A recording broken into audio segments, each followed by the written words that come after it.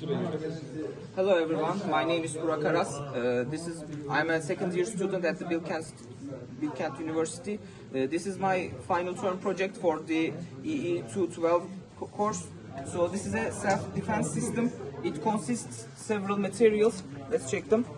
This is a sword. It is connected to the servo motor, which takes its orders from an interrupt service, and whenever this infrared sensor detects an object, it will send a message to the interrupt, and the code will go into an interrupt, and then the servo motor will include two attacks. First attack is a fast attack, and the second attack is a slash attack.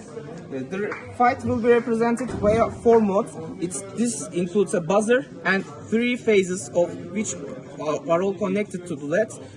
Each of these LEDs are connected to an interrupt. An interrupt triggers, and whenever the phase change occurs, the mode of the attack changes. This is the KL25Z board, and this is the project. And let's start to the demonstration part.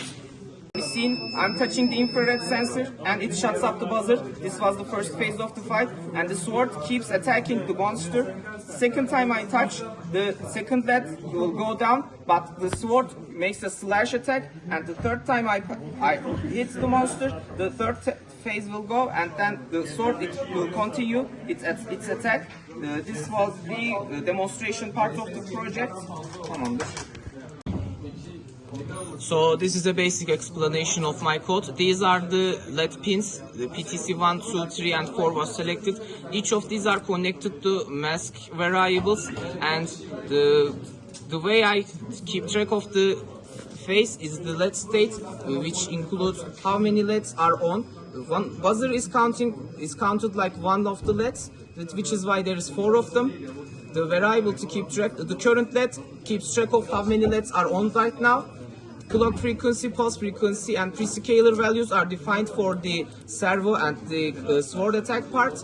These are the general functions that are defined over here. The situation starts with a 0, which implies that the infrared sensor does not detect anything. In the generate pulse part, the PWM signal starts to be generated and sword starts to attack. In these LED pins are connected to the port C part. This is defined over here.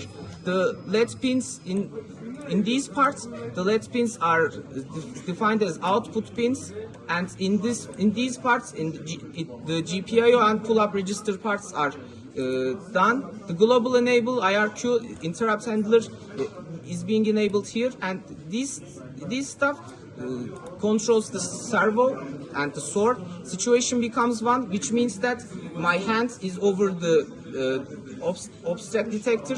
The servo angle starts from 0 with a 0 delay, and then it goes the 3300, which is the 180 step.